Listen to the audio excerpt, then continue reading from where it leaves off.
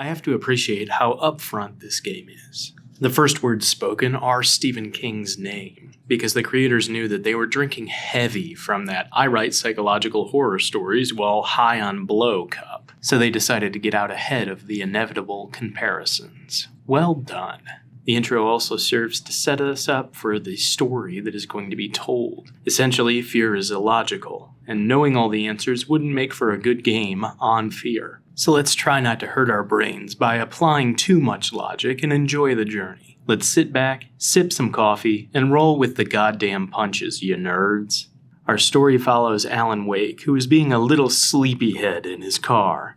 Alan is famous not only for popularizing the fashion trend of wearing both a zip-up hoodie and a green jacket under a blazer, but also for writing thriller novels. The author is going through a bit of a bout with creative constipation, or as the normies call it, writer's block. It's been 2 years since he's written anything, and he's starting to feel the pressure to mind birth another New York Times bestseller. Looking for a figurative and literal change of scenery, Alan's wife, Alice, organizes a little vacay getaway to the quaint Pacific Northwestern town of Bright Falls. She seems sweet, but Alan doesn't seem to be too interested as he makes a snarky joke when she asks to take his picture as the ferry is pulling up to the dock. We get the most accurate portrayal of an old person seeing someone that they don't recognize in public ever, and the nosy geezer interjects himself into our conversation. Some might read this as small-town charm, but more than anything, it comes off as old guy awkwardness. He starts going on about how Deer Fest is coming up as if we asked, and then makes a comment about how pretty our wife looks. A little bit awkward, but thanks, I guess? This is Pat Main, the local nighttime radio host, and it seems that he recognizes us. He asks for an interview, but Alan makes it clear that he went on this vacation with the intention of getting a break from work. Pat says that he understands, to let him know if we change our mind, and that he will for sure keep it a secret that a famous writer is in town.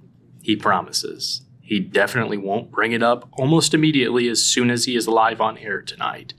Honest. We get a phone call from our agent, Barry, who seems to want to make sure that everything is going okay. He comes on a little strong, really pushing Alan to relax. You know that feeling you get when you've had a long week and you finally get to the weekend or a vacation and you want to make sure you enjoy it so you feel refreshed, but then you stress yourself out because you feel like you're not maximizing your relaxation time? No? Just me? Well, Barry is that anxiety manifest. Plus, he wants Alan to make money so that he makes money. Good old artist-agent parasitic relationship. You gotta love that. The ferry arrives and the first stop is to pick up the key for the cabin we rented. The landlord, Carl Stuckey, is set to meet us at the local diner. Alice goes to get gas for the car, leaving us to fend for ourselves amongst the locals. I really appreciate the lengths that Remedy went to in order to capture that feeling of being an outsider in a small town. Sure, the town seems nice enough on the surface, but something is off and you can't help but feel the discerning eyes upon you as everyone else seems to wonder what brought you here of all places. First, we meet Rose, the Oh Dear Diner's sole employee, it seems, who just so happens to be an Alan Wake superfan. It's kind of giving Kathy Bates in Misery vibes, which I guess given the borderline thievery level of inspiration from King is fitting. She even has an Alan Wake cutout prominently displayed in the diner. Talk about fangirling. Rose lets us know that Mr. Stuckey is currently praying to the porcelain god in the back of the diner and that he should be out in a minute. We get to meet the other locals that all have their own weird quirks to them. Rusty, a local park ranger, is an uncanny automaton that seems to be fueled by coffee. I'm not sure if that's due to the writing or just a relic of this game coming out 14 years ago. Nice enough guy, but he just seems a little weird. Further on, we meet retired rock stars, the Anderson brothers, Odin and Tor, one of which really wants to hear a song that will get me a copyright strike faster than a bolt of lightning. There's also this nice lady who seems to be clutching a lamp while nervously looking down the hall towards the bathrooms. Look, lady, we've all seen some crazy stuff in public shitters. Some of it bordering on looking like a crime scene. But Alan really wants to get out of here, so he makes his way through the dark towards the men's room. and knocks on the door. We tell Stucky to grab a hold of something, bite his lip, and give it hell, but it seems that he's really going through it. A totally normal woman wearing some totally not off-putting funeral attire tells us she tried to warn him not to order the skip scramble, and now he has an upset tum-tum. Luckily, she is there in his stead to give us the key and instructions on how to get to the lakeside cabin.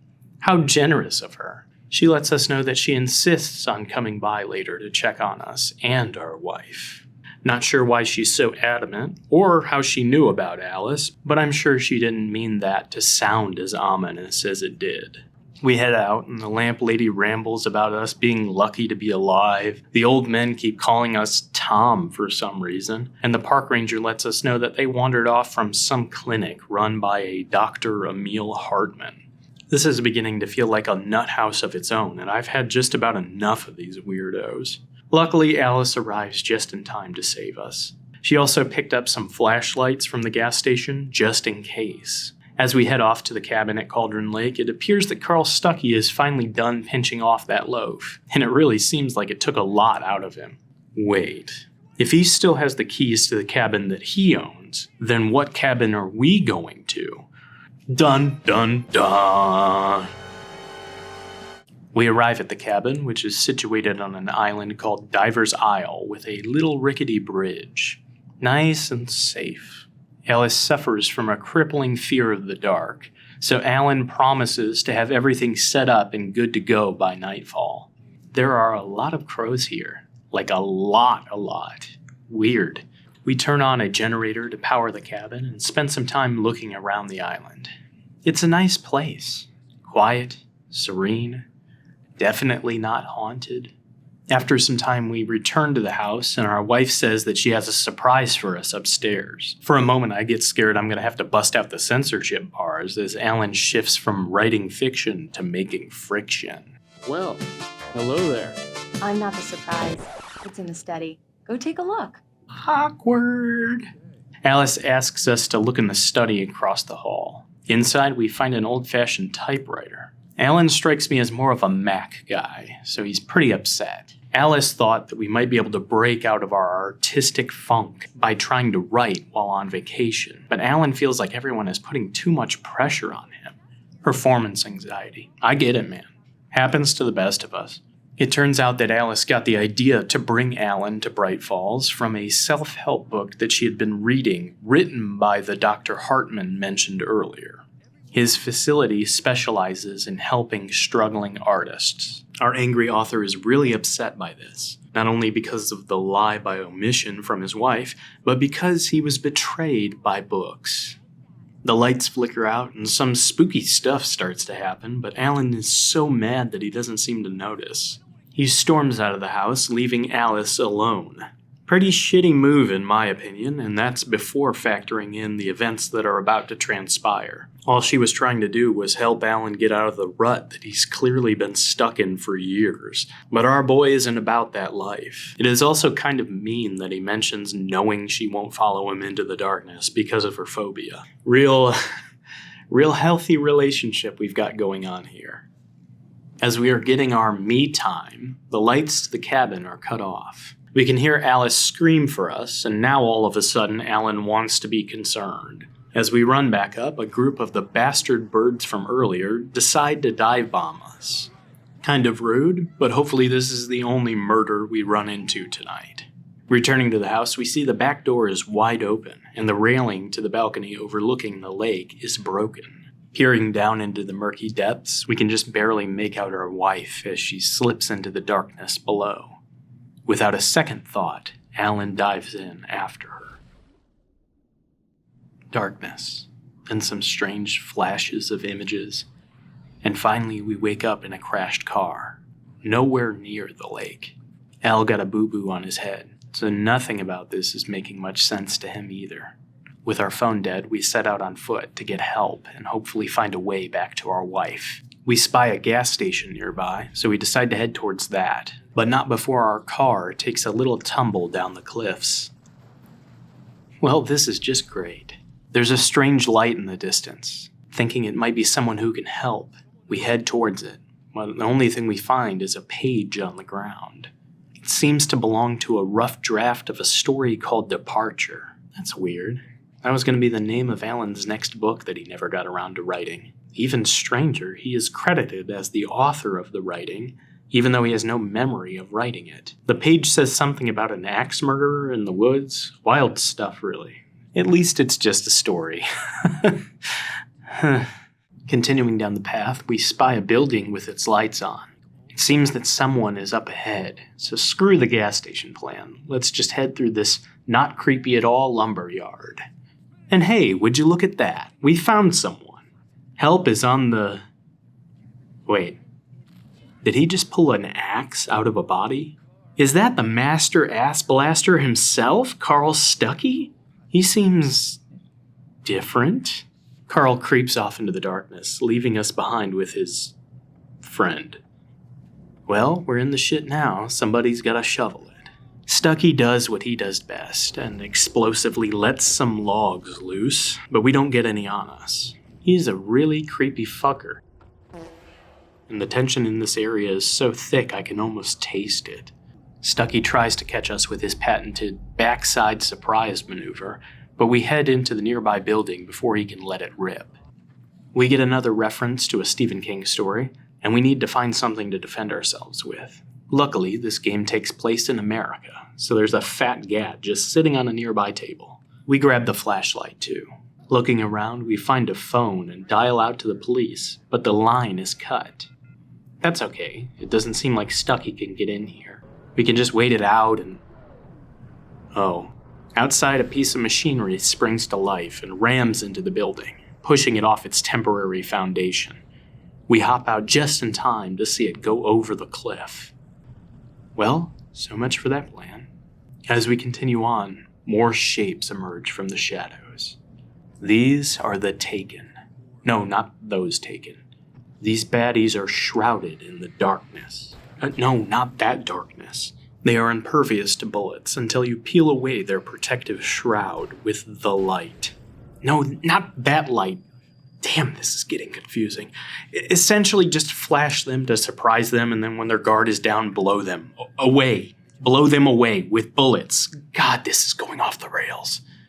Our way forward is blocked by some electricity, so we do the totally safe and recommended thing and fucking kick the generator. Didn't want to try hitting a button or shooting it or something? Nah? Needed to make direct contact with it? Okay, cool. We hop over the fence and then revert back to plan A, finding the gas station. More strange images flash through our mind as we continue on. We come across another lumberyard and have to use the flare gun we found to dispatch some more of the Taken. Powering up a nearby generator allows us to use a control box to make a makeshift bridge to get to higher ground. Pretty cool, but all these moving logs just remind me that Stuckey is still out there and will most likely try to catch us with our pants down.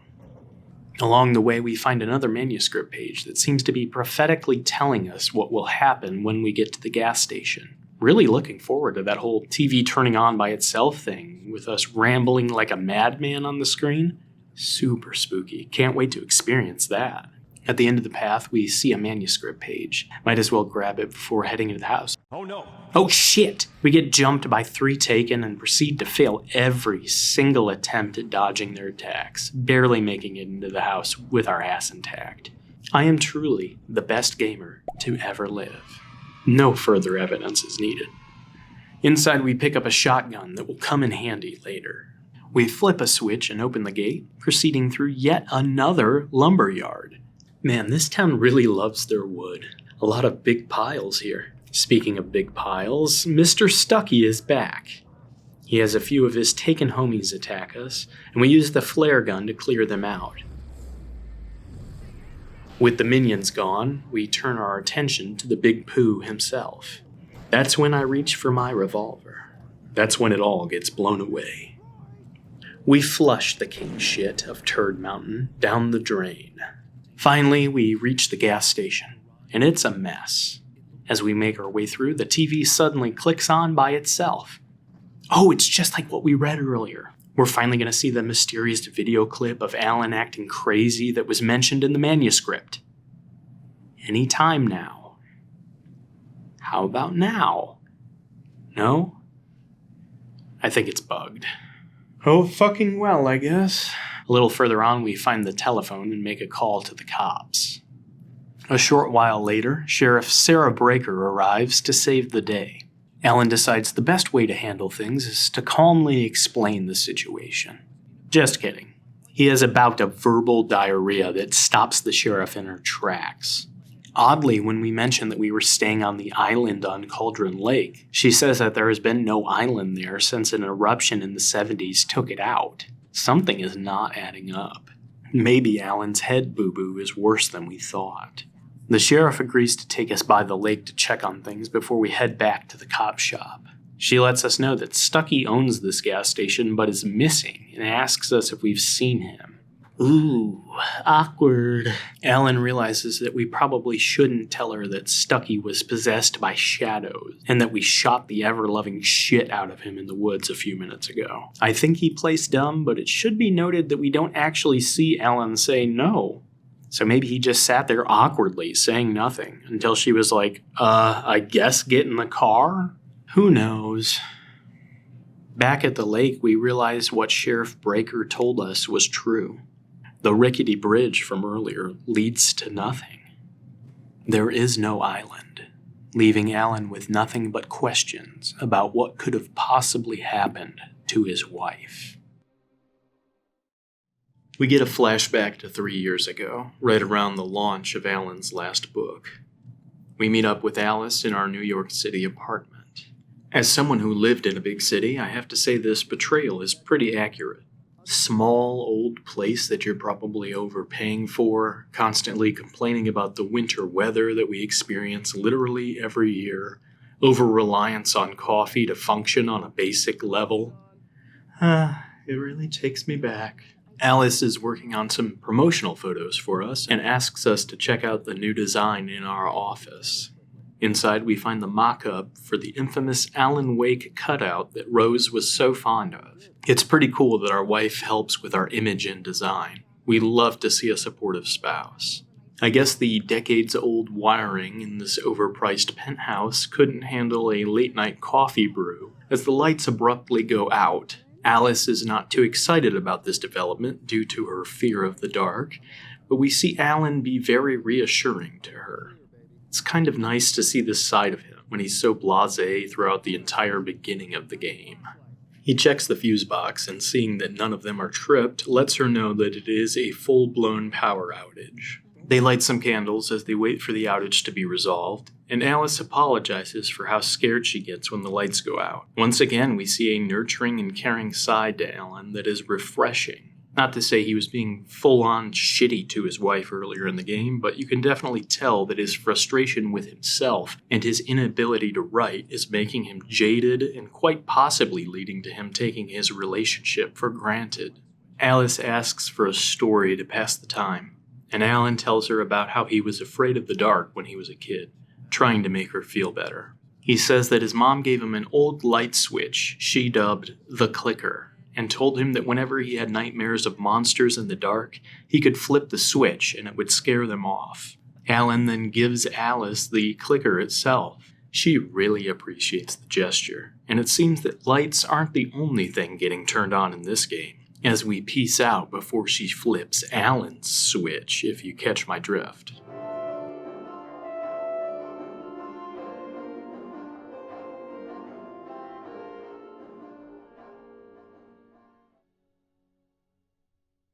Back in the present day, Alan is being checked out by the local doctor at the police station. Alan lies about his symptoms, and Doc Nelson somehow doesn't think that someone with a head injury like his from a recent car accident has a concussion, so he just lets him wander off. We catch up with Sheriff Breaker, and she lets us know that she took the liberty of charging our phone since it was dead. Alan thanks her by demanding to know if she started looking for Alice. The sheriff says her men are on it, and asks if we have any idea what happened. Alan, in an effort to not incriminate himself, says that he can't remember too much, but he does remember arguing with his wife in a cabin that was just proven not to exist before she disappeared under mysterious circumstances. Very nice. Not suspicious at all. Al gets a call on his freshly charged phone, asks to excuse himself from police questioning, and just dips, which I didn't know was an option. Remember, kids, if you're ever being questioned by the authorities, just say you have to go and hit the fucking bricks. Answering the call, we hear Alice, but she sounds all weird. A man then gets on the call and says that if we ever want to see our wife again, we have to stop talking to the popo and do everything he says. He tells us to bail on the cops, head to Elderwood National Park, and meet him at a place called Lover's Peak at midnight. Sounds like a bona fide little romantic rendezvous if it wasn't for all the, kidnapping. Phone man says he left something out back to prove he is serious, so we start to head that way. On our way out, the local drunk is locked in a cell, complaining about the lights being left off. We do the good boy thing and turn the light on for him, to which he gives me the same speech my uncle gave me after one too many Jack and Cokes at my graduation party. Man, thank you. Hey, you're all right. You're a good guy. Don't let anybody tell you different. Out back, we find Alice's driver's license in an old rusted-out truck. That's probably not good. It seems that the kidnapper means business. We get another phone call, but this time it's Alan's agent, Barry Wheeler. Barry has been trying to reach us for a week, but when he couldn't reach Alan or Alice, decided to head to Bright Falls to find out what was going on. Alan says he doesn't have time to explain why he doesn't have time to explain, but to come pick him up from the police station. We head back inside, and the drunk is passed out, which is sad for him because he's going to miss when the nearby TV turns on by itself and actually displays the scene it's supposed to this time. We see Alan trapped in the study of the cabin, rambling like a freshman at an art college that has had one too many PBRs. Art, perception, reality, blah-de-fucking-blah. It's all flavor text and no substance at this point, so don't worry too much about all that. Returning to the lobby, Alan asks the sheriff if he is free to leave in a way that is just confrontational enough to make it seem like he is hiding something. Bear says that sounds good, but she needs to know where we are staying. The other officer at the front desk conveniently recommends the cabins at the park that we need to go to anyway, so we say we'll go with that. Dr. Emil Hartman, the jerk who runs the local clinic for artists, can't help but interject himself into the conversation and offers his facilities. We ask him if he talked to our wife. Hartman confirms he was the one who invited our wife to bring us here, which led to this whole mess. This makes Alan pretty upsetty spaghetti, so he decks the doc right in the mouth. Things are getting a little heated, but right on cue, Barry arrives to save the day. He threatens to pursue legal action, and Hartman tries to play it off like he didn't just get his shit rocked. I can't stand that guy. Alan tells Sheriff Breaker, "Peace out, Girl Scout," and we bounce with Barry. We decide to dish on everything that happened to Barry. He apparently doesn't believe us and thinks we're going insane, but he does believe in two things. One, that us writing means more money that he can leech off of, and two, someone most definitely jacked our wife. We arrive at Elderwood National Park and run into Rose. Apparently, the Oh Dear Diner's sole employee can afford to take time away for personal coffee deliveries, so that's nice. Alan is a little bit rude to Rose, but Barry defends the certified superfan of Wake's work. She apparently was a big help when he was trying to figure out where Alan was when he went missing for a week. Barry is a little concerned for our mental well-being. When was the last time you slept?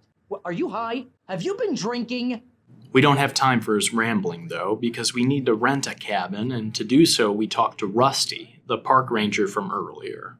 Rusty is busy tending to his injured dog, Max, and asks us to sign and return the registration form on the front desk. We do the shortest fetch quest ever and receive the keys. Rusty gives us some instructions on how to find Lover's Peak and warns to be careful to avoid traps that have sprung up all over the area if we don't want to end up like Max. I'm sure we'll be fine. You'd have to be a real bonehead to get caught in a trap like that. Hours later, Barry is still going on about how we shouldn't go meet the kidnapper and that we need to involve the authorities. But Alan doesn't like that idea and displays the weakest fit of anger I have seen in a while. You have a whole digital world in the game you can make anything happen in, and the devs said, Yeah, him limply knocking over a lamp with no real impact should be good enough to show that he's a big, serious man.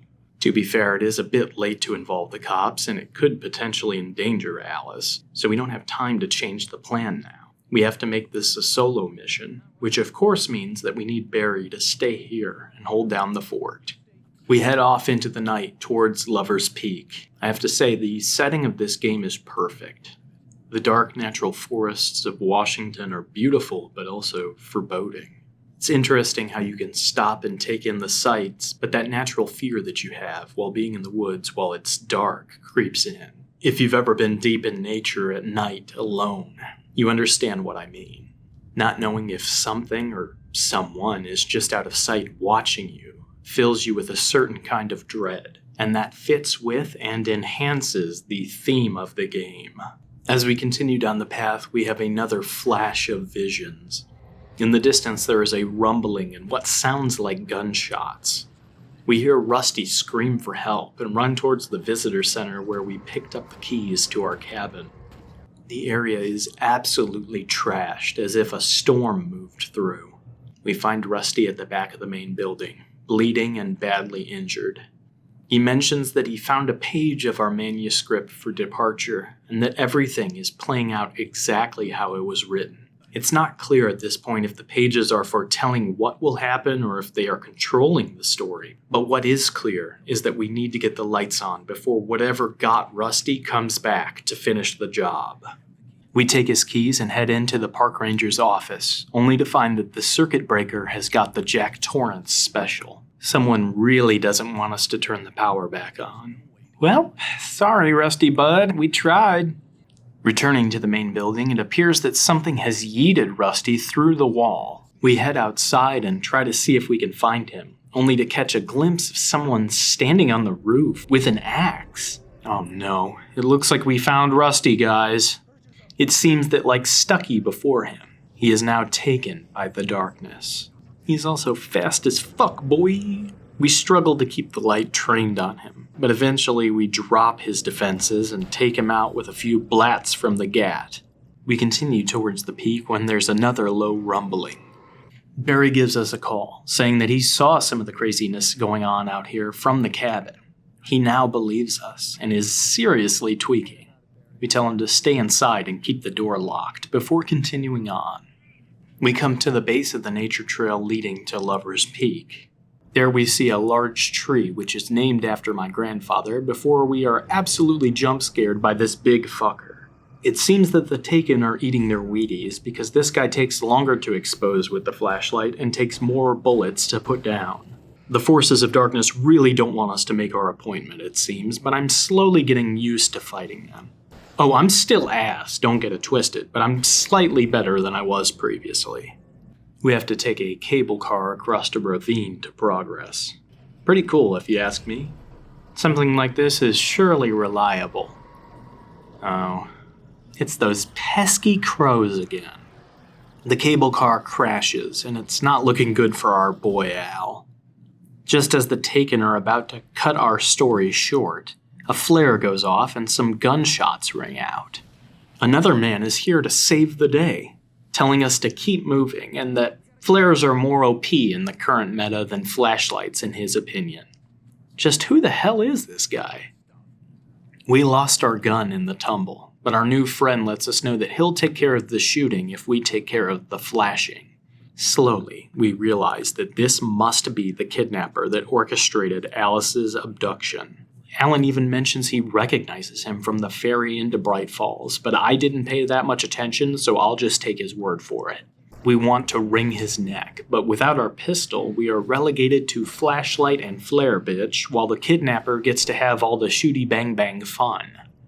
We come across a staircase leading to Lover's Peak, but the way is boarded up. The kidnapper tells us to hold off the Taken until he can clear the way. Alan tries to be super slick and says, "You know, I would be able to defend our position a lot better if you let me borrow that gun." But homie isn't having that. We use the flares from a nearby supply box to hold off the oncoming darkness until the way is clear. Then we make our way to the peak. At the top, we have to hold off one more time against wave after wave of enemies. It is an interesting challenge to have to rely on someone else to finish the Taken once we make them vulnerable. I appreciate the devs switching up the gameplay a little bit. Nice change of pace. Once the baddies are blasted, we demand to know where our wife is. The kidnapper says that he saw all of this on some pages he found. He says that with our writing, we are making amazing things happen, but that it could be better with some, shall we say, guidance. The kidnapper demands that we give him the entire manuscript, or he'll hurt Alice. Alan decides that now is as nice a time as any to try the ancient technique of punching a dude who's being a jerk-off right in the face. And damn, our boy's got some follow-through, because he punches both himself and the kidnapper through the goddamn railing. Well, well, well, how the turntables. It seems that Homeboy has dropped his revolver, but he scampers off into the night before we can peel his wig back. We continue on, crossing a nearby river over some logs. Hey, it looks like there's some sort of collectible in the path here. Surely that's not our flashlight reflecting off the steel traps that Rusty mentioned a while back, and... Oh. We continue through the woods, making our way back towards the campground. Once we get closer, Barry calls and lets us know that the crows are congregating near the cabin. We tell Barry that we're about to pull up on these flying fools and to stay inside. We're out of the woods, but we still have some ground to cover to get back to Barry. We find a car, but we need the keys to get it out of a locked garage. We explore the nearby bathroom and find the keys. Before we can leave, the nearby TV turns on, showing Alan once again rambling about how stories take on a life of their own. That's nice and all, but we have places we need to be. It's fitting we're in a bathroom because a Taken jump scares us as we try to leave, causing me to absolutely shit myself. We return to the garage and make our escape with the truck. These vehicles are pretty handy. They control about as well as you would expect for a game that came out in 2010, but it's by far not the worst I've used. Not only will this get us to our location faster, but we can also focus the headlights like we do with our flashlight to destroy the Taken. It's a shame that I will completely forget about this technique after the chapter ends and never use it again for the rest of the game. Who's the goose on that one, am I right? This guy. Eventually, the trail is blocked, so we have to head out on foot. We grab a nearby flare gun, trying to sprint towards the cabin, and promptly get the buttons confused and pop a flare by accident. Well, that's okay. We were actually about to get ambushed. Now we can just use our pistol to... And I wasted a flare gun. Fucking great. The kidnapper calls back to remind us about that whole having our wife thing. He demands the manuscript again, and Alan tries to stall by telling him that we need a week to finish it. The kidnapper says the best he can do is 2 days, telling us to meet him at a nearby mine by noon that day, or else Alice gets murked. This is not going as well as we thought. We return to the cabin, which is being absolutely swarmed with crows. We try to defend Barry, but the bird brains blast us from behind. I have to say, I cannot stand these sections of the game. The pacing always comes to a crawl, the birds always get the jump on me. I am terrible at killing them with the flare gun. It's just a bad time. Or maybe that's just pure cope, I don't know. Maybe it's a skill issue and some people really can't wait to get to the spin in circles looking for birds you can hit with your flashlight gameplay sections. Who fucking knows? After dispatching the Caw-Caw crew, we return to Barry in the cabin. The following day, Alan sends Barry into town to try and get information on what's going on, while he tries to write something to give to the kidnapper. It seems that he's still suffering from his creative constipation, though, because nothing is coming out. Back in town, Barry gets a call from Rose. It seems that she found some of Alan's manuscript pages, and she asks us to come pick them up from her trailer on the other side of town. Barry rushes to go pick up Alan, and we cut to Rose's place. She seems a little off, and the camera pans to show that she is currently nothing but a puppet for that creepy funeral lady from earlier. Alan and Barry arrive at the trailer park. Before they can head inside, Sheriff Breaker calls and says that an Agent Nightingale from the FBI is at the station and wants to speak with them. Alan says they will be right over, wanting to get the pages from Rose before they head out. Randolph, the trailer park manager, slowly leads us over to Rose's trailer. During our walk, Barry tells us about all the information he found out about Bright Falls. Apparently, there's been all sorts of disappearances, deaths, and weird things going on in the area, with Cauldron Lake being a sort of lightning rod for all the strange happenings. Randolph confirms the bizarre occurrences and states that even the original Native American tribes of the area thought that the lake was a path to the underworld. So, that bodes well for us. Barry does confirm that there once was an island on the lake owned by Thomas Zane, a supposed famous author and poet who does not seem to have any published works credited to him. Zane was an active diver, and apparently he went down with the island when the volcano under the lake erupted in the 70s. 1 week before the eruption took place, Barbara Jagger, Zane's lover, drowned in the lake. Apparently all the stories Barry could find on the situation were written by Cynthia Weaver, who we find out is the lamp lady we saw earlier in the diner. She was friends with Thomas and Barbara and had some kind of psychotic break after their deaths. There's definitely some odd stuff going on here. We finally come to Rose's trailer. Before we head inside, Randolph asks what we want with her. He is clearly very protective of Rose, so Barry decides to be as vague and snarky as possible. We're just here to talk to her, pal. I'm sure that will put his mind at ease. We head into Rose's trailer, and nobody thinks it's weird that she's wearing her uniform or serving coffee like she's at the diner. Alan asks for the manuscript, and Rose says what he really needs is a little inspiration. How uncomfortable. Also, it seems that the coffee was spiked with something, as our boys eventually pass out. A2, Rose? You really can't trust anyone in this town. We seem to be having a terrible drug-fueled dream. The ball of light is Thomas Zane, saying that the dark presence is wearing Barbara's skin and begging us to turn the lights on. The funeral lady is lurking all around us, always just out of sight. We awaken in the real world to her telling us to get back to work. The TV in Rose's room flashes on, and Alan tells us that Barbara Jagger is acting as his editor, revising his work and inserting more and more of herself into it. It seems she is trying to direct his story towards her desired outcome. Alan seems to trust her because she claims she has gone through all of this before with Thomas Zane. He also mentions that the story is shifting further from a thriller, transforming into a full-blown horror story. Due to being drugged, Alan has less than 12 hours to meet the kidnapper. Rose is really out of it, and Barry is unconscious. We leave the trailer and try to grab a car so we can drive to the mine, but Randolph is waiting at the front of the trailer park. It seems that he was concerned about us being alone with Rose in her trailer for so long and reached out to the cops. FBI agent Nightingale is not too happy about us standing him up after we promised we would meet him at the station. This is really going to throw a wrench in that whole saving our wife thing, so Alan decides to try and book it. Nightingale does the only responsible thing you can do in that situation. Try and shoot a man in cold blood without knowing if he actually did anything wrong while he is standing right next to an innocent bystander. Great decision making. All the other cops start shooting too, so it's not even like it was just one jack-off making a bad call. What absolute mad lads. After taking a little tumble, we run through the woods to escape our pursuers. This scene is pretty thrilling the first time you play it, but I have to say it would be a lot better if Alan had enough stamina to run more than 50 feet without slowing down and panting. I guess he's a writer, not Usain Bolt, but still he should get some steps in being a New Yorker.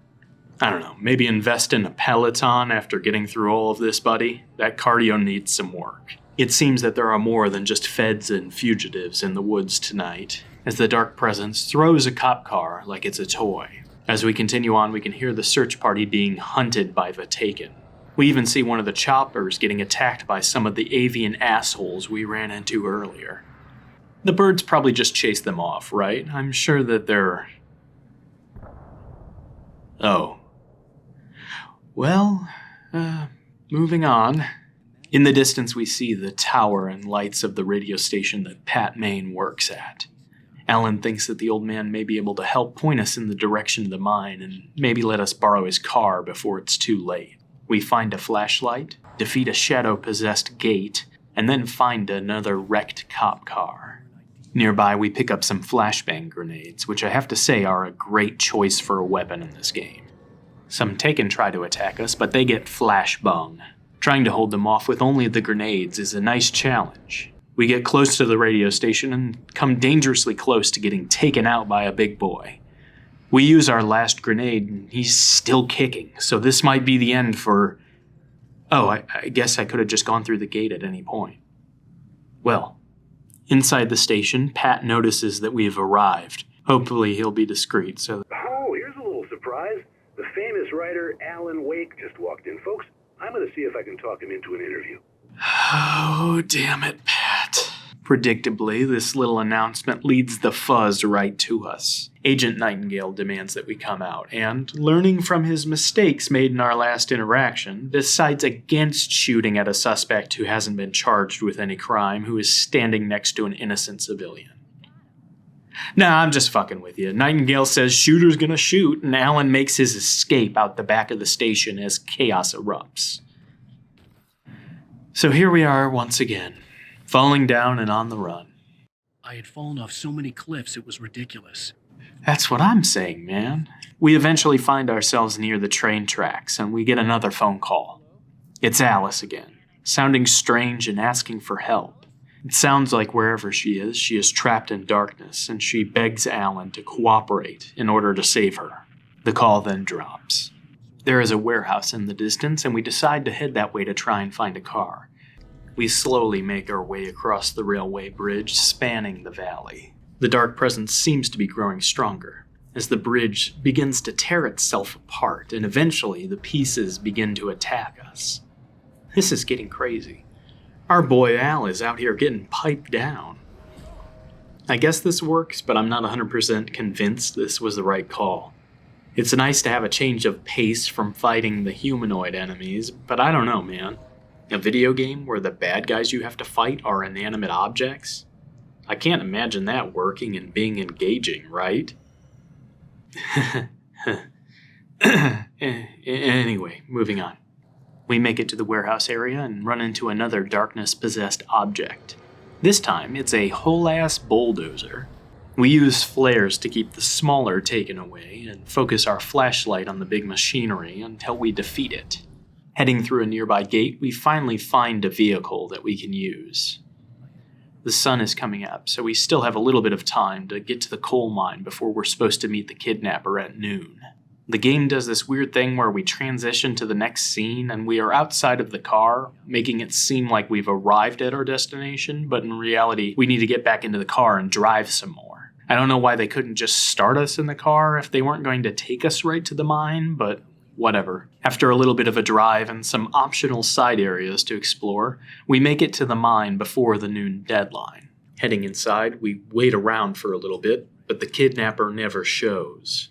I guess Alan didn't really have any other choice, but he really waited around until the sun went down without leaving. We finally get a phone call from the kidnapper. He tells us to head north from the mine to a mountain called Mirror Peak and meet him at a lookout point near there. After he hangs up, there is a loud crash that shakes the whole building. It seems that the dark presence is growing restless. We ride down the slide and press a button to escape out the side hatch of the building we're in. Off into the night once again to take on some incomprehensible horrors while we go to a designated meeting location. We fight through more taken and some possessed objects before seeing what looks like a darkness tornado in the distance. We continue on, and it seems that Alan's plan is to give the kidnapper the pages he has and hope that is enough to get Alice back. If all else fails, though, he just plans on holding the kidnapper at gunpoint and hoping for the best. We use some conveniently placed utility lights and a flare to take out more taken that try to slow us down. I'm cutting a lot of the combat encounters for the sake of time, because look at the runtime of this video, it's already long enough, and I don't want it to seem like nothing major happens in between story beats. We get a lot of combat set pieces, bordering on too many, but the pacing is tolerable for the most part while playing. As we continue up the mountain, we see more trees fall to the dark presence. It seems to be heading in the same direction we are going, and Alan worries that it might be trying to get to Alice before we can. We rush through a ghost town on the mountain, avoiding being hit by a car. We see some railroad ties pop out of the ground before a whole squad of inanimate objects beat the ever-loving piss out of us. My plan is to just book it, which seems solid, but I run right into the corpse of Thomas the Tank Engine, which also almost kills me. I guess in a game where anything and everything can and will try to kill you, the only option is to nut up and deal with the shit. In a nearby house, another TV turns on. TV Alan rambles about being trapped and forced to write for Barbara Jagger. He manages to go downstairs in whatever version of the cabin he resides in, and finds a box with Thomas Zane's old writings in it. The poet writes about his muse and himself, trapped in a world of nightmares where creatures of darkness wear the skin of men to escape from their eternal prison. He also writes of his fear of the lake, and how he feels that it is a reflection of some eldritch terror beyond comprehension. TV Allen says he will write all of this into his story. He wouldn't be considered a great writer if we couldn't accuse our boy Al of plagiarism, would he? We head through some more set pieces, a janky plank section, an underground cave area where people pop out of the damn walls trying to kill us. Eventually, though, we kick our way back out to the outside world. The areas weren't bad, but they were a little weak. I mean, it could have been worse. We could have had to fight the birds again. Wait. Now we have to do that while trapped in a cable car section. We make our way across again. Defend ourselves against the crows again. And right at the last second, the cable car crashes again. I mean, this wouldn't be too bad if we didn't just do this whole song and dance, but here we are. We come across a nice rope bridge section right after this, which would have been a nice continuation of the action we were dealing with earlier if it was expanded a bit, as a replacement to the cable car section. Imagine a giant bridge with fog on either side, where the Taken keep coming out of the mist, and you get too focused on checking on one side of the bridge or the other. Then you have some birds shake things up by attacking us from the side. I guess no use crying over it now. There is a cellar basement area in a run-down building that has hidden messages written all over the walls, obsessing over Thomas Zane. Did Barbara write these messages? Unlikely, as the yellow writing on the walls usually helps us find hidden supplies to fight the Taken. It must be someone else. We make our way through the creepy ruins of the building with no incident, until the ceiling we are attempting to cross collapses and enemies rush us. We give them the old, "I'm not trapped in here with you, you're trapped in here with me" number, using flares and flare guns to make quick work of them. Continuing down the path, we spot a light on Cauldron Lake. Alan believes it may be a boat near where the cabin on Diver's Isle should be. Strange, but we don't have time to contemplate it now. We hear the kidnapper call out, and we try to answer back, letting him know that we're almost to the lookout point on the peak.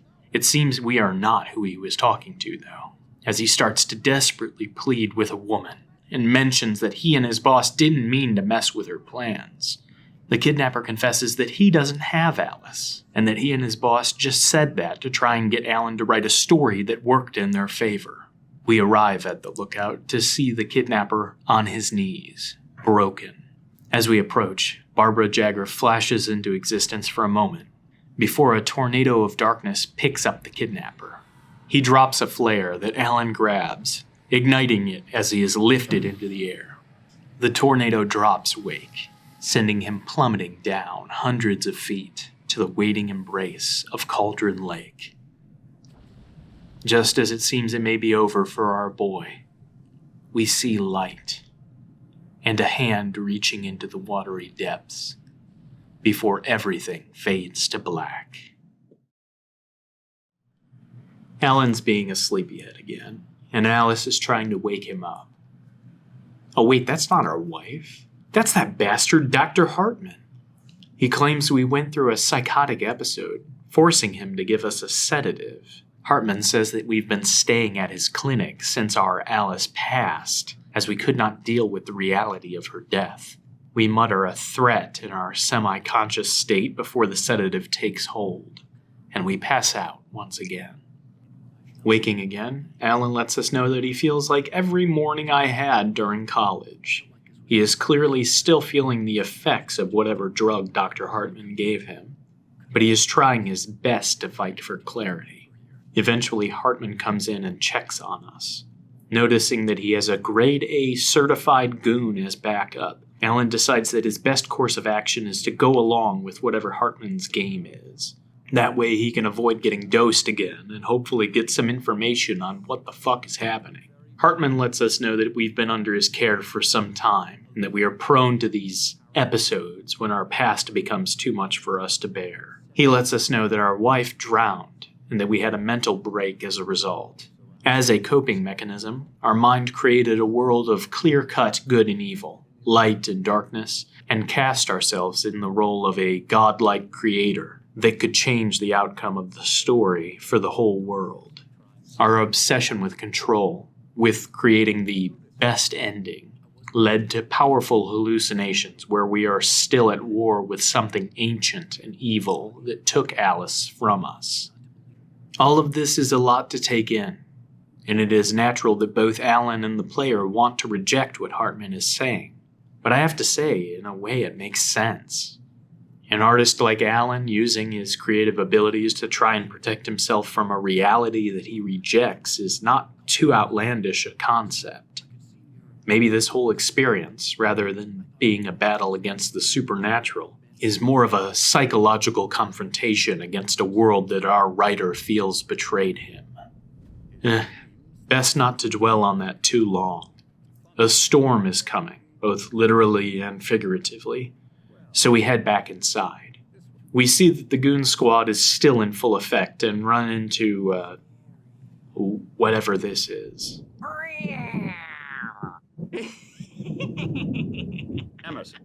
We also come across the Anderson brothers from the diner at the beginning of the game. Odin and Tor have been returned to Hartman's lodge for help with their dementia issues that have been brought on from years of the rock and roll lifestyle. Hartman mentions that after their band, the Old Gods of Asgard, broke up, they retired to a nearby farm until it was deemed they could no longer take care of themselves. Hartman excuses himself to go check on the power fluctuations due to the approaching storm. He recommends that we return to our room and continue with the writing process as part of our therapy, and leaves us with the Andersons. Tor and Odin don't seem like big fans of Hartman's, with the former threatening to go all Maxwell with a hammer on him, and the latter implying that the doctor is trying to steal their secrets. They also mention in order to make sense of this crazy world, one has to be crazy, which tracks with our experience.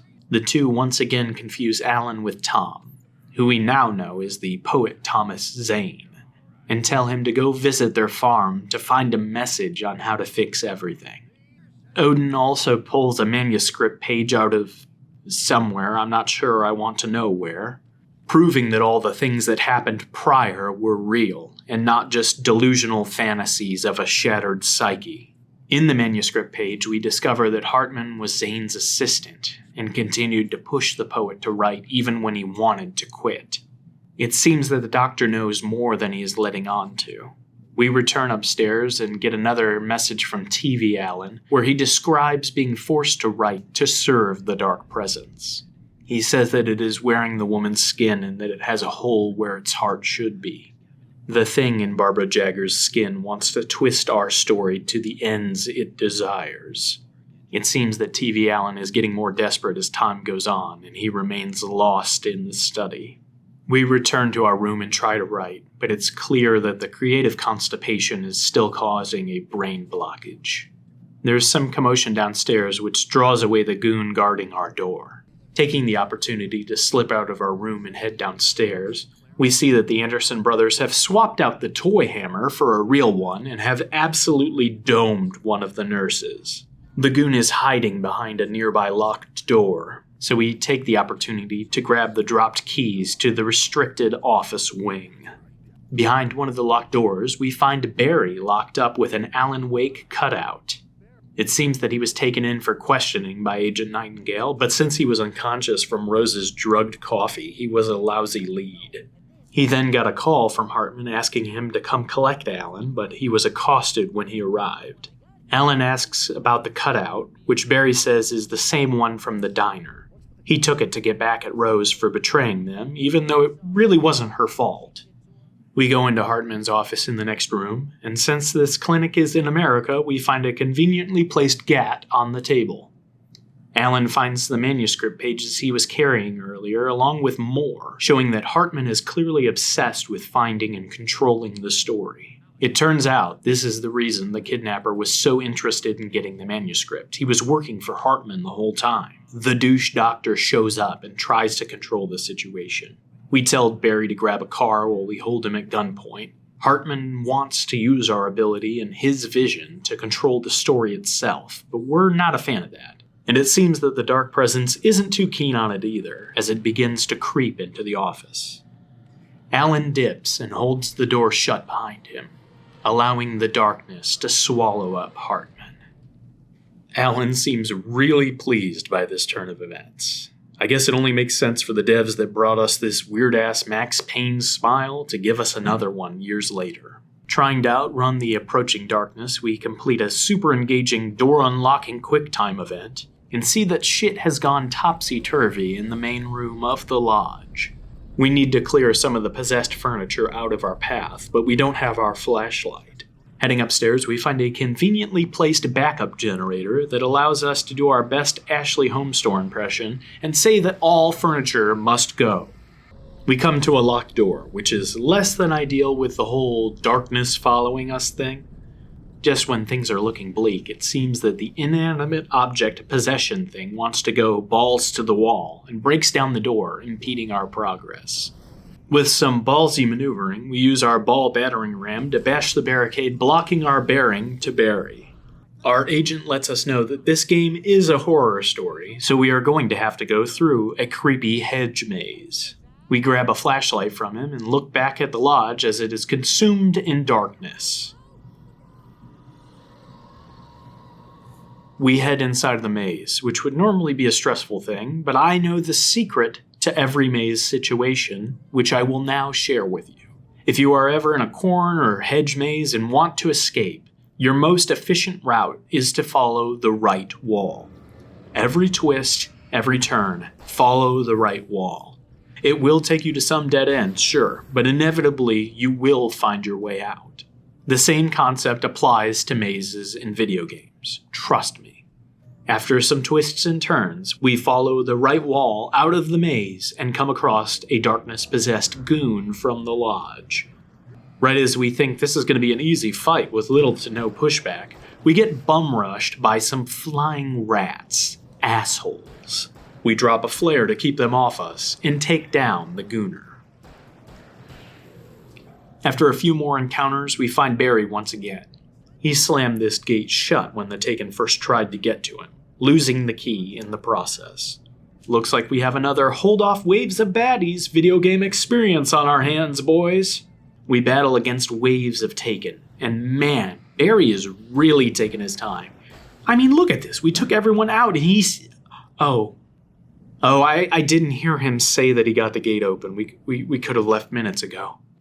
My bad. We make our escape from Hartman's lodge, driving towards the Anderson farm. On the way, Alan fills Barry in on his theory about the area. There is a power in the lake that makes art created here come true. But the dark presence latches onto that creative energy like a parasite and perverts it. It's what happened with Zane and the Anderson brothers, and now it's happening again. Each time, the darkness grows stronger. Enough with the exposition, though.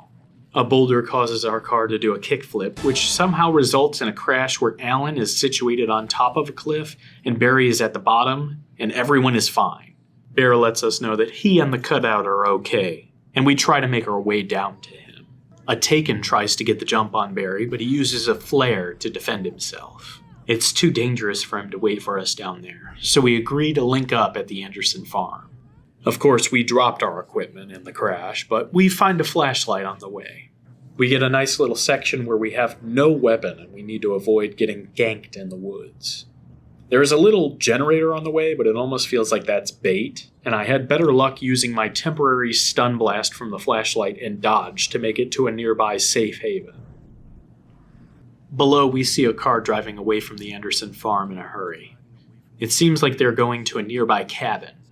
Alan suggests it could be Barry trying to make his way closer to us after being chased by the Taken. In a clearing ahead, our ball of light buddy Thomas Zane appears and lets us know that he is the one that has been leaving the manuscript pages behind to give us an idea of how the story will go. The page he leaves for us confirms that the story is powering up the dark presence, but it is still bound to the rules of the story as they play out, limited by what is written. If we get to the end of the story, however, and it can change that ending, it will be able to escape its bonds and grow even more powerful. We make our way to the cabin, confirming that the car stopped there. Heading inside, we hear someone yelling out in fear and pain to someone named Danny. There is a gunshot upstairs, and we barge down the door to see a figure laying on the ground in a pool of blood. Hey, it's the town drunk from the jail earlier. He lets us know that he was trying to steal more of the moonshine that is stored at the Anderson farm with a buddy of his since Odin and Tor were locked up at Hartman's lodge. He claims that the booze can make you see, whatever that means. In the process of their heist, Danny got possessed by the darkness and became a little murdery. We get a nice commentary on the horror trope of the friend turned enemy, and even a jab at Alan's writing. Who wrote this crap anyway? Before our old friend, the town drunk, kicks the bucket. Bummer. In the next room, TV Alan returns to talk about changes in the story. The current course is a horror story that will lead to everyone's demise and the dark presence being able to escape its shackles. Alan takes a big risk by writing himself into the narrative. While he will be bound to the twists and turns of the plot, he is also taking the time to give himself help in the form of Thomas Zane, connecting their stories together. One might say it's all coming together now. Downstairs, we run into a big fucker. We take him down quickly. Let me guess. Danny, huh? Well, I don't think Danny or Drunko will be needing this truck, so we'll take it. As we make our way towards the farm, the dark presence doesn't seem too pleased with our progress. It seems we will have to take a little detour as our path forward will not accommodate the vehicle. Now on to everyone's favorite part of the game. In a field, we see a makeshift stage setup. In a cutscene that is still choppy and missing frames for some reason, even though this is the most current system available, we see Barry is about to succumb to some of the Taken when the pyrotechnics on the stage come to life, and a badass song from Tor and Odin's band, the Old Gods of Asgard, starts to play. What's cool is it's a really great song that fits the next segment super well, called Children of the Elder Gods. What is not so cool is that as a content creator, I have to remove said song from this segment or risk getting fisted so hard by DMCA Takedown that I am coughing up fingernails. Sorry, I really wanted to do this part justice, but I can't risk a project this long getting restricted for a few minutes of footage. We have an epic standoff against the Taken, using pyro and stage lights to hold them back. The area is absolutely stocked with ammo, flares, and flashbang grenades. The devs are inviting you to go absolutely nuts, and with the song that plays, you can't help but oblige their wishes. This is truly what a heavy metal, Viking imagery-fueled battle between light and dark would look like. It's a very enjoyable chunk of gameplay that I can still remember playing through for the first time to this day, and it's definitely one of the standout sections. As the song comes to an end, so does the battle, with the explosives blowing open a new path for Barry and Alan to go through. That was awesome!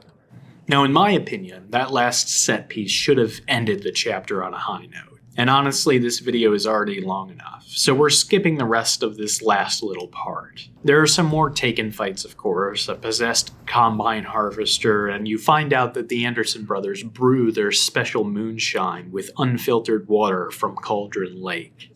That's really all. Moving on.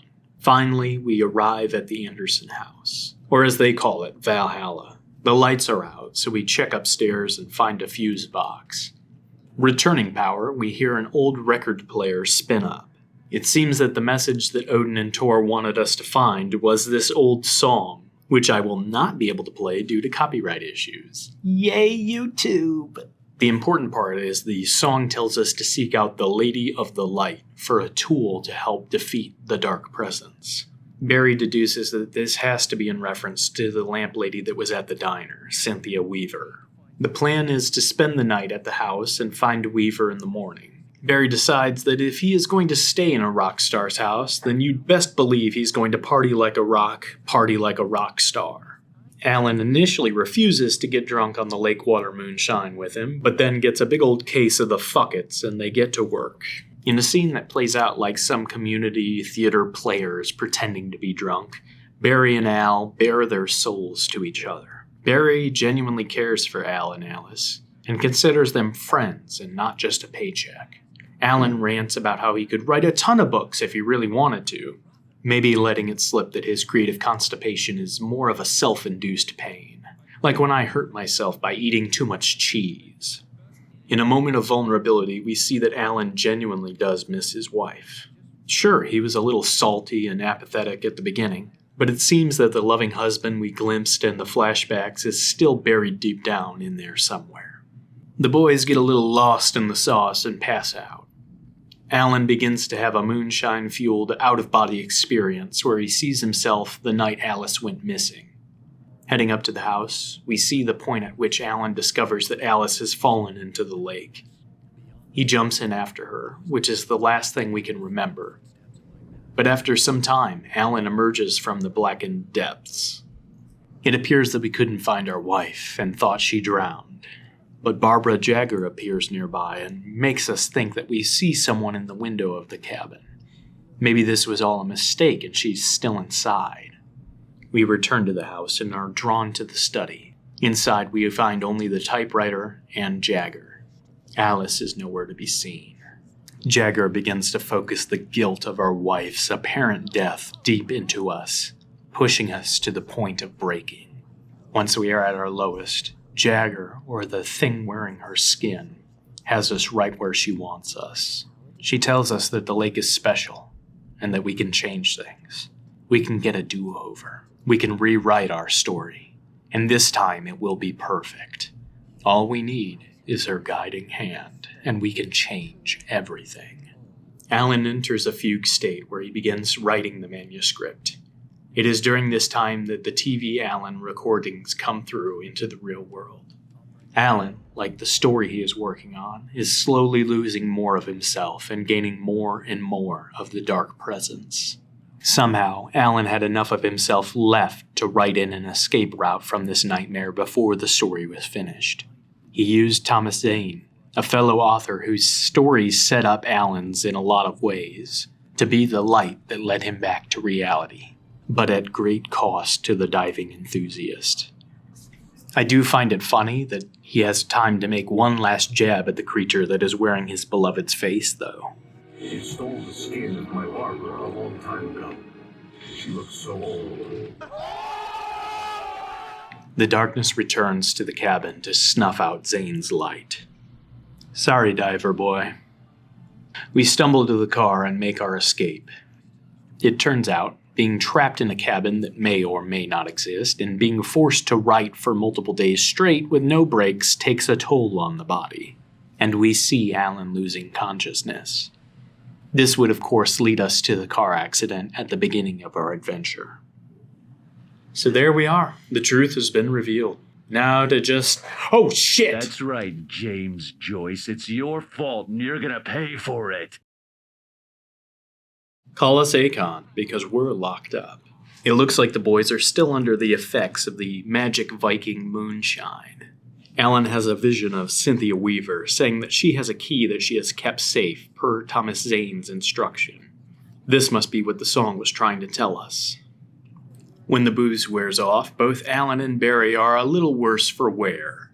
Barry in particular is not feeling great as he upchucks some invisible vomit. It's going to be difficult to get to Weaver while in jail, but before we can figure out a plan of action, we're interrupted by Sheriff Breaker arguing with Agent Nightingale. Nightingale has confiscated our manuscript pages and is considering them evidence of conspiracy to commit crimes, chief among them being murder. Sheriff Breaker is clearly not vibing with his nonsense and pulls the Karen card, demanding to speak to his manager. Nightingale says that is not possible at the moment, and the lights begin to flicker, triggering another bout of visions for Alan. Sheriff Breaker is concerned for Alan, but Nightingale thinks he's just being a drama queen. Breaker slams the FBI agent for being a drunk who seems to be operating on his own agenda rather than official business, escalating things to the point in which Nightingale pulls his gun on us while we're in our cell. As he is threatening us, he realizes that he is acting out something he just read in the manuscript pages verbatim and gets distracted, giving the Dark Presence the window it needs to yoink dude straight out of the back door. Well, so long, asshole. Alan tells Sheriff Breaker that we need to get the lights back on if we want to live, and she seems fine going along with it at this point. I mean, to be fair, if I just saw a man get plucked out of the building by an unseen shadowy force, I would be pretty open to suggestions for how to proceed myself. But she is very level-headed about this whole situation. Almost as if... The sheriff gets the lights back on and lets us back into her office where our personal items are being stored. We give her the sit rep on how to handle the taken and let her know that we need to speak to Cynthia Weaver as soon as possible. Breaker lets us know that Weaver lives in an old abandoned power plant outside of town, and that the fastest way to get there will be to use the town's rescue helicopter. The sheriff asks Barry to stay behind and reach out to a group of people on her behalf. She says that they need to be informed about this situation and asks him to give them the code Night Springs, which is basically this universe's stand-in for the Twilight Zone.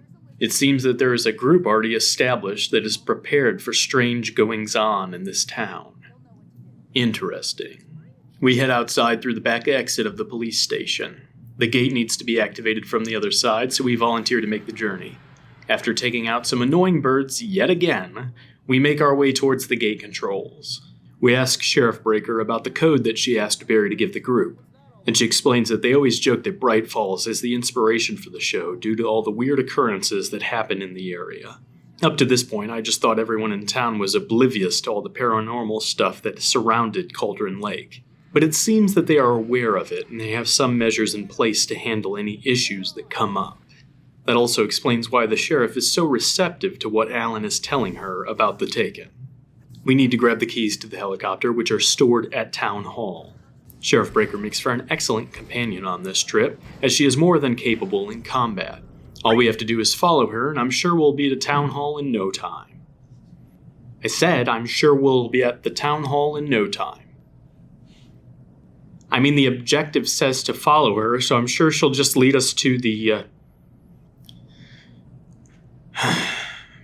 Never mind. We take out some more taken and dodge the Deerfest float, and I'm really glad that the sheriff is on our side. She does litter, though, which is not cool. We come to a locked gate, but luckily the sheriff has a key. She asks us to watch her back, and of course, right on cue, the ambush begins. I guess we'll have to hold off waves of enemies while she stops working on the door and joins in on the slaughter? I guess she didn't want to miss out on any of the fun. We clear out all of the attackers, then the sheriff finally goes back to open the door. I feel like something didn't work as intended there, but I guess it worked out.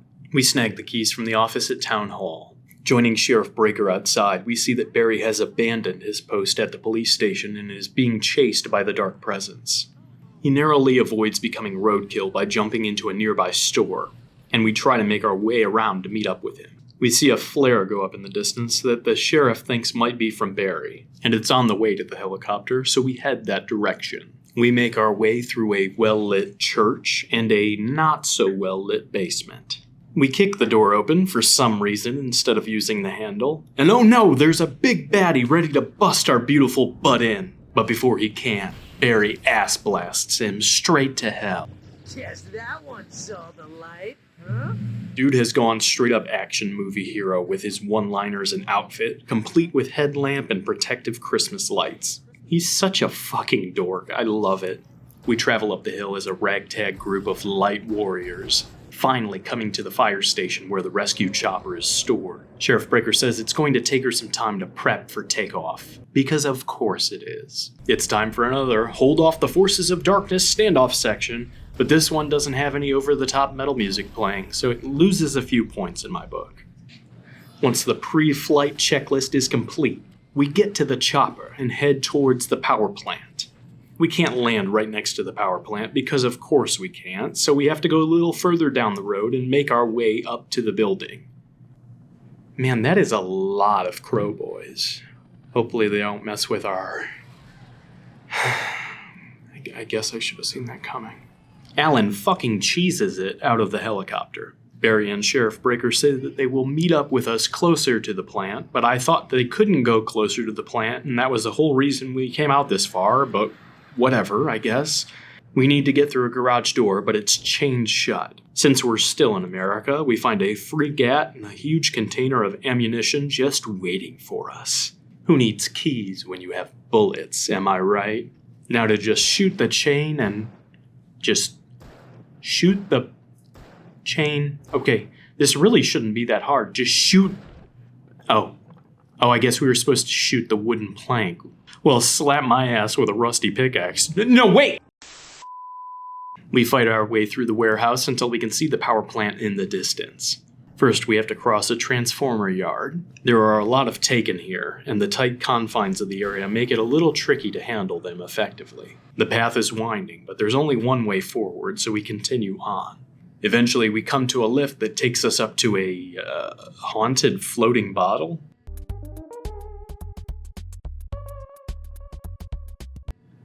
Oh, there it goes. We eventually make our way back to the main road. We need to cross the river, but the swing bridge is in the wrong position. We activate the nearby controls, allowing us to hop on the bridge as it rotates our way. We run across, but it seems that the crowing is upon us once again. We clip the wings of these pesky pricks, so we can get off and head to the power plant. We missed our exit. Whoops. Didn't realize the thing was still rotating. Okay, time to run to the other side of the bridge real quick and continue on, I guess. Sheriff Breaker returns in the helicopter to say that she is going to provide us support. Using the rescue chopper's searchlight, we are able to quickly lower the defenses of the approaching Taken and dispatch them. As we approach the power plant, the helicopter snaps into position and gets attacked by birds again. They have to ditch the avian assholes yet again, so we make a break for it. Finally arriving at the power plant, we open the door and are blinded by the light. Cynthia Weaver tells us to stop, but we prove we are her friend by letting her know that we are aware of Thomas Zane and that the Anderson brothers' song sent us to find her for help. She lets us know that she has been waiting for us a very long time. Weaver lets us know that the key we need to drive the darkness back is in the well-lit room she built in the dam. Alan says he can have his friends come back to pick them up in the helicopter, which again I thought couldn't land here, and that was the whole reason we just did that last part. But Weaver won't go outside at night. She says she has a safer, secret way to get to the dam. An old water pipe that has lighting. Of course, the power is fucky with the lights in the pipe due to issues in the transformer yard we just went through. So we need to cut the power in the yard and it will reroute to the pipe or something. It doesn't make a lot of sense to me. What it boils down to is we need to go back outside and engage this kill switch, then fight our way back inside. Kind of a weird diversion for padding. We follow Weaver as she makes like every old person I know and starts rambling on about stories from the past. She confirms she knew both Thomas Zane and Barbara Jagger and that she secretly had a crush on Zane. Zane's writings woke the dark presence from its slumber within Cauldron Lake, and when Jagger drowned, he tried to use the power it gave his writing to bring her back. Such power has a cost, however, and the witch that came back was only wearing Barbara's skin. Once he realized how wrong everything had gone, Zane tried to write himself, Jagger, and everything around his works out of existence. That's why he has no credited works, despite people claiming he was a famous author. In the end, he entrusted Cynthia with the knowledge of everything that truly happened, and with a key that would help fight back against the darkness if it ever awoke again. As they begin their journey down the pipe to the well-lit room, Alan calls Barry to give him the deets on the new meetup point. Barry screams out before a large explosion of some kind shakes everything. Alan wants to go check on his friends, but Weaver dryly says, they're probably already goners. Let's just focus on this whole well-lit room thing. Alan does what any protagonist does when faced with the choice between trying to save his friends or saving the entire world, and, of course, goes to save his friends. Weaver is less than enthused about this choice, but says that she will meet us at the dam if we can make it there. We make it to the site where the helicopter crashed, but Breaker and Barry are nowhere to be seen. Continuing on, a flare goes up in the distance. We head in that direction and help our friends hold off against some approaching Taken. We head to the base of the dam and need to hold open a switch so our friends can get inside. Once they're in, they'll hold the door open for us, and nothing could possibly go wrong to split us. Looks like we're taking the scenic route.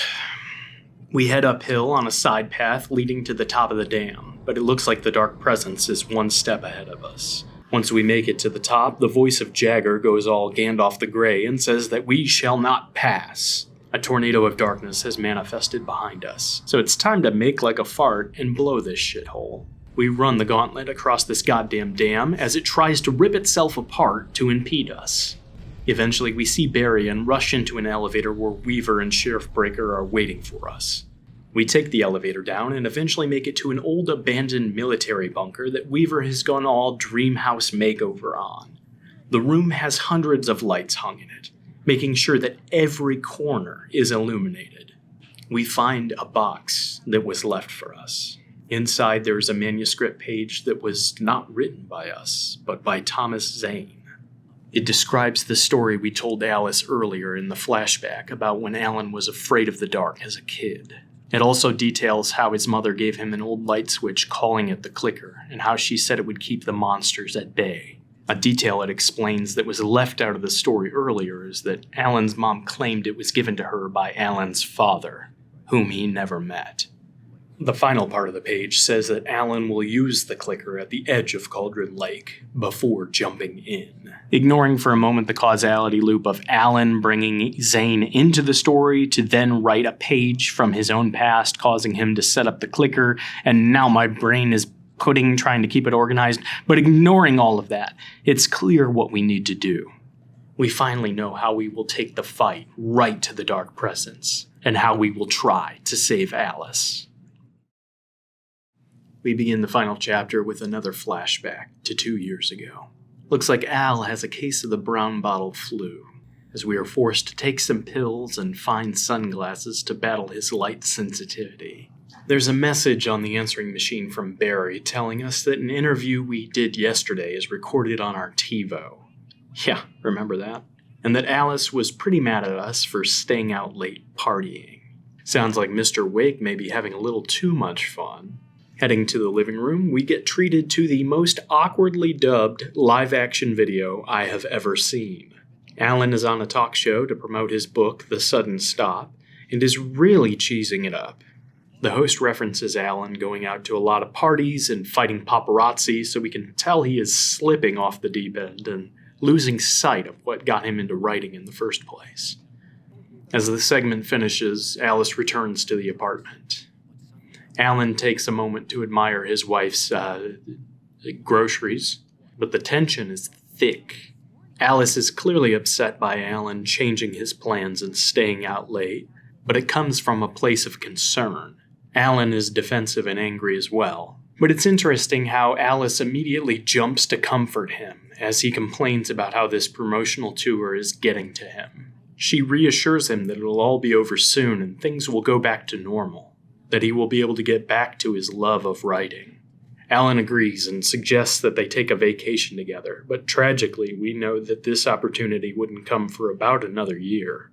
We know that day after day, week after week, and month after month, Alan would get more bitter about being creatively constipated, to the point where his shit attitude leads his wife to looking for help from a certain doctor for artists in the Pacific Northwest.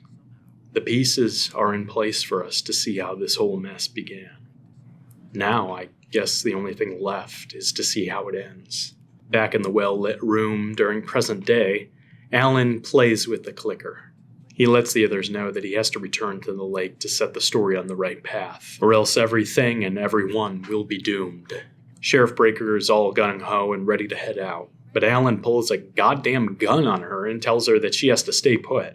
Damn, Al, do you at least want to try and talk it out before threatening a law enforcement officer? I mean, she's been pretty receptive to what you've told her this far. I don't really think she'd stop you or anything. Whatever you think is best, big guy. Barry takes her gun, so now he's an accomplice to unlawful restraint of an officer. The old Care Bear sheds a tear, gives us a hug, and wishes us luck. We leave the room, and Weaver seals it back up so that everyone inside remains safe. Outside, the sun has risen, either via us losing track of time in the well-lit room or by the power of the clicker, so we rush towards Cauldron Lake while we have that going for us. We drive towards the lake, but of course, the path is blocked. Alan gets out of his vehicle and makes his way across the roadblock, only to have a flash of visions before day inexplicably turns back to night. The old haggard Jagger threatens to kill Alice and sends Taken after us. But at this point, I'm a darkness dispatcher. I am Alan fucking Wake. I really did this. I'm really him. Flipped a whole book into an empire. Stop playing with me. I have no sympathy. I live for this shit. This shit ain't nothing to me, man. We battle our way through a lot of different areas. Driving sections, a ghost town, minecart madness from Donkey Kong, a whole bunch of random shit. Eventually we come across a hill that we have to fight up while Taken approach from all sides and the dark presence launches all manner of bullshit at us. At the top, Jagger reaches out once again to tell us to turn around, but she must not know who we are. We are on a goddamn mission. We're here to evaporate darkness-possessed boats with a flashlight and chew bubblegum, and we are all out of gum. She tries to block our path with evil metal beams, and I am so locked into run-and-gun mode that I almost kill myself on the beam before remembering I can just destroy it instead of trying to jump over it. Whoops. Better refocus. Ahead, a darkness tornado is causing absolute chaos. There's all kinds of shit flying at our face at full speed with deadly intent. This twister is so nutty that I'm expecting Helen Hunt and Bill Paxton to pop up on my screen at any second. The old witch bitch is talking mad shit, and I'm a wee bit pissed, so it's time to hit the switch. We shoot some flares into the heart of the tornado, which starts dissipating the darkness before we are attacked by more birds? Again? How many times will this game send birds at me? Let's just fucking end this. We shoot one last flare, banishing the tornado. Standing on the edge of the lake, Alan summons up all of his courage, flicks the clicker switch, and... Oh, I thought he was going to swan dive in or something. He just does this really goofy-ass looking walk off the cliff, and before he hits the water, everything goes to black. Alan awakens suddenly from a nightmare in his apartment in New York City. Alice tries to comfort us, but something is clearly off. Not only because of all that previous stuff that happened, but because on top of wearing his trademark zip-up hoodie, jacket, and blazer combo to sleep, we still have our shoes on in bed, which is a huge no-no. Oh, and our wife is lurking in the darkness with a monster voice. That too. Alan realizes the clicker is gone and demands to know where it is. Monster Mash Alice says that we're still dreaming and asks us to come back to bed. Nice try, little Miss Weirdo, but we're not falling for that. We're just going to leave the room and... Oh, you're out here too. That's cool. We go through the kitchen to the living room, and Monster Mash Alice is there again. In front of her, the word clicker hangs in the air. Maybe if we touch it... Okay, don't touch it. We did just manifest a flashlight from nowhere. So focusing the light on it, the clicker manifests on the table. Our boy Tommy Zane blows in out of a nightmare, faded off that poetic Zaza. We're smoking them lake bed buds, that essence of darkness, dankness, faded out of our minds on the edge of reality. Or something like that, I don't know. Zane tells us to fill the heart of darkness with light, and the camera pans to show us a second version of Alan standing next to us. That's how you know that Cauldron Lake Kush is the realest. Shit's got me beside myself. Zane tells us that our doppelganger is named Mr. Scratch and that he will be meeting our friends while we're gone. Old Scratcho gives us the creepiest fucking smile of all time, so I have full confidence that he is up to nothing nefarious and totally understand what in the ever-loving fuck just happened. Hopefully this doesn't become a huge issue in the future. Zane's final words tell us to use the clicker, and we are surrounded by darkness once again. We reappear in what looks like a lake bed shrouded in shadow. There are words strewn about that we can bring into reality with the help of our flashlight. Choosing the right word, like path, leads us forward, delving deeper into the darkness. We hear an argument between Alan and Alice that never actually happened in the background, and eventually it morphs into a confrontation between Thomas Zane and a post-resurrection Barbara Jagger, bridging our two narratives. Eventually we return to the cabin on Diver's Isle. The dark presence, wearing the Jagger flesh suit, waits for us. The hole in its chest where its heart should be is even more apparent now. Jagger tells us that she is more ancient and powerful than our art, and that she will find someone to release her if we do not. Alan comes in close, places his hand into the hole in her chest, and flips the switch on the clicker. The thing once known as Barbara Jagger screams as it is filled with light.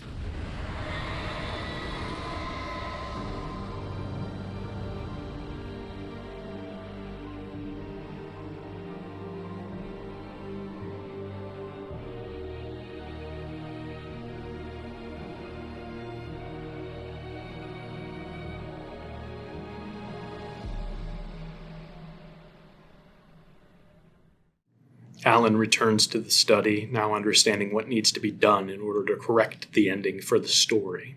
He can save Alice, but he now knows that everything must have balance. That was the mistake that Zane had made, not realizing that every action and choice has a price that must be paid. We return back to the beginning of our journey, with Alan seeing that his wife has gone over the railing into the frigid depths of Cauldron Lake. One last time, Alan chases after her and dives in. Time passes, and we eventually see Alice surface near what remains of the rickety bridge to Diver's Isle. She shakily pulls herself from the water, collapses, and then calls out for her husband. He is nowhere to be seen. It seems that balance has been preserved. In town, the people of Bright Falls gather for Deerfest. They celebrate, unaware of the terrors that might have consumed their lives. It seems that the story might be cyclical, though, as Rose has taken up the lamp once held by Cynthia Weaver, and the ghastly visage of Agent Nightingale watches her with evil intent from the shadows. Back in the dark place, the cabin on Diver's Isle still sits. In the study of the cabin that sits beyond Cauldron Lake, the writer is still writing. The final words Alan leaves us with are, "It's not a lake, it's an ocean." I've seen a lot of confusion on what this means, and I would explain it, but it's clearly too deep for your shallow understanding. What, you didn't like that? Come on, I literally wrote that joke before anything else in the script. Seriously? You didn't like oh, man, fuck y'all.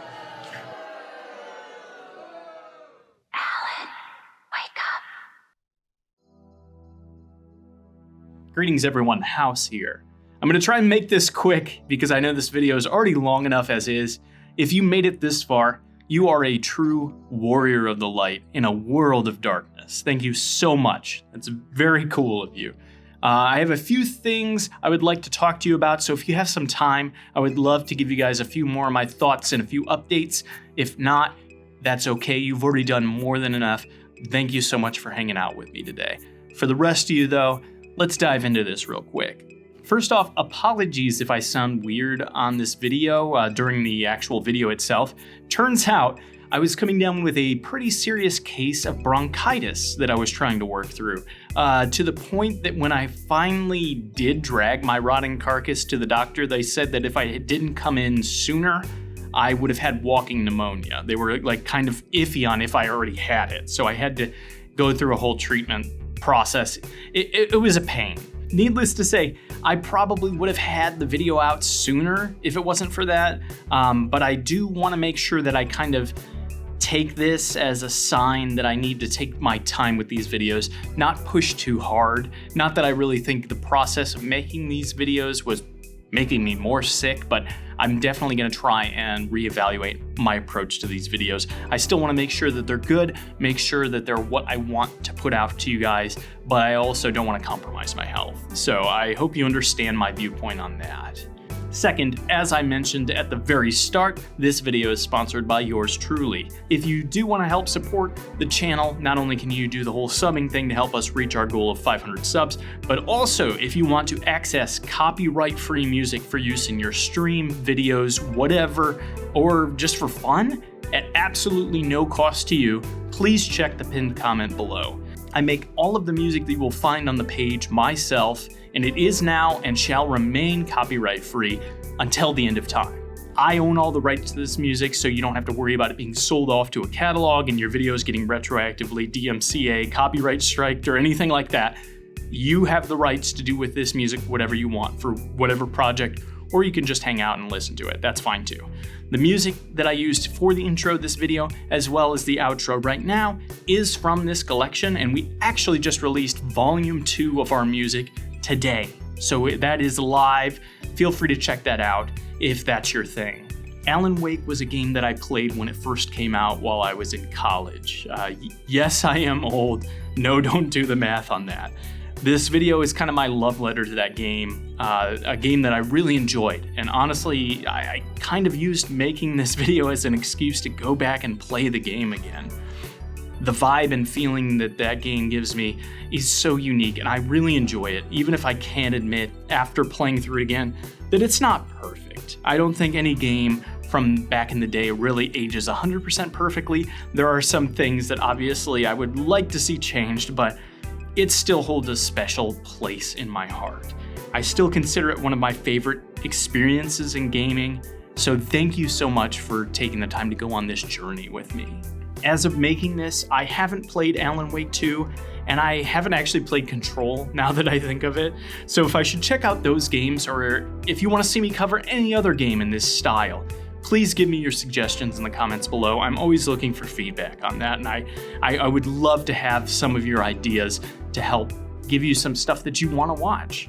Last thing, if you could, it would mean a lot if you did this stupid YouTube algorithm stuff. I know that that's cheesy and I've asked for it a couple times, but it took a ton of work to make this video. Over 50 hours as of me recording this outro so far, so I haven't even finished the editing. And I would like as many people to see it as possible. Just taking a second to like and comment the video would mean the world to me, and it'll help push the video out into that YouTube algorithm. I would just really appreciate if you chose to do so. But either way, if you don't want to do that, I just appreciate you spending some time with me today. That's the big thing. I've got more videos coming, and I also did a series on Resident Evil 7 and some of its DLC. So if you haven't watched that yet, go ahead and click on the screen right now. Thank you so much for taking time to hang out with me today. I hope you have a good rest of your day and a good night. We'll see you again soon.